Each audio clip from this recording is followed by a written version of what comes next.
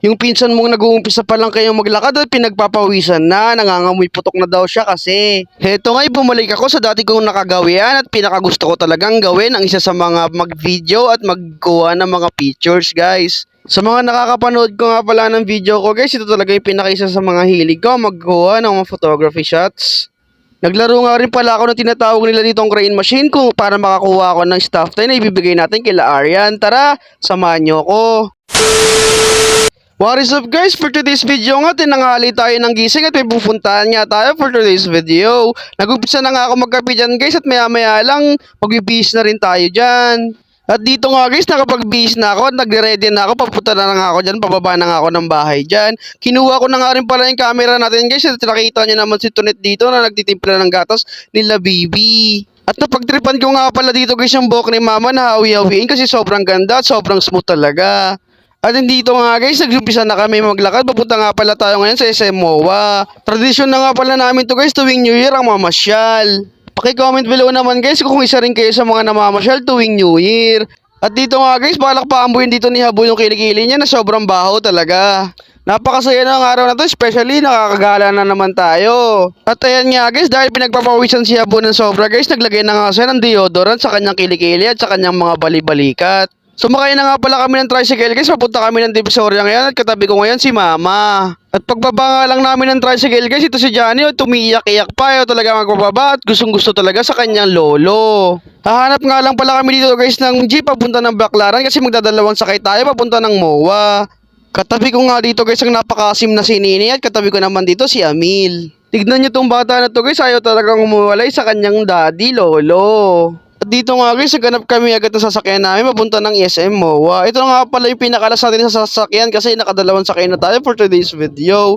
At dito nga guys, makikita nyo si Aaron dito guys na nagwawala-wala na.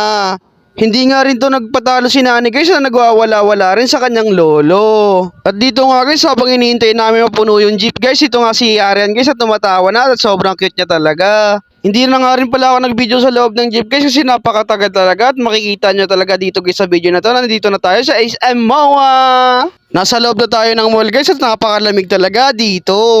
At dito nga guys, may bigla akong naalala yung vibes na ito guys, parang yung nasa airport lang ako.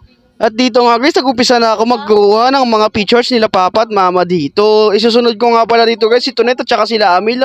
Makikita nyo nga sa video na to guys na G na G talaga ako kasi gustong gusto ko talaga ang photography, especially ngayon talagang araw na to.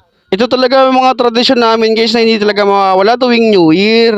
Nagpa-picture nga rin pala sa akin dito guys na magjowa kasi 1 year anniversary daw nila ngayon. Dito nga guys, naglalakad kami, mapunta kami ngayon sa seaside. Nasa seaside kasi guys yung hinahanap ni Johnny guys na palaruan, especially lalo na para sa mga bata. Nung nakarating nga kami pala dito sa seaside guys, makikita nyo na napakainit talaga. Tagad-agad na naman pa nagpabili dito si Johnny guys ng kanyang ticket para sa kanyang bumper car.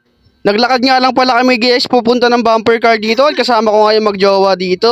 Agad nga nag-request dito si Abu guys na isama siya sa video kasi malungkot daw siya.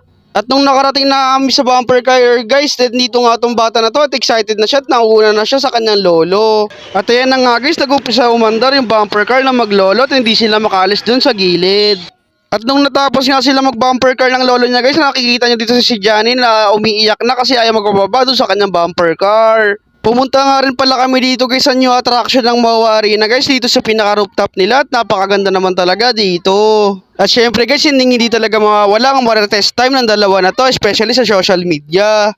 At dito nga dahil maghahapon na, pagdesisyon na namin na maghanap kami ng kakainan namin. At bago nga pala tayo pumunta sa ating kakainan guys, ito nga pala naglaro muna ako nitong claw machine. Kaso nga lang guys, wala tayong nakuha talaga at sobrang dahil talaga ng mga claw machine dito sa mall. Dito nga pala tayo kakain ngayon guys sa KFC dito sa mall kasi punuan talaga yung Mang Inasal at saka yung Jollibee. Ilang minuto rin kami nagantay dito sa pila guys para maka-order lang. Habang naghihintay nga kami ng order dito guys, ito nga si Nani umiiyak-iyak na at nagugutom na daw siya. Buti na lang to si Aaron guys, is chillax lang. Dumating na nga pala tong order namin guys. Hanggang dito na lang tong video na to. Don't forget to like, share, comment, and subscribe. And don't forget to hit the notification bell para lagi kayo update sa lahat ng video namin. At follow nyo na rin pala ako sa aking Facebook page, Jonah Angeles. Peace, I'm out. Bye-bye. See you on my next vlog.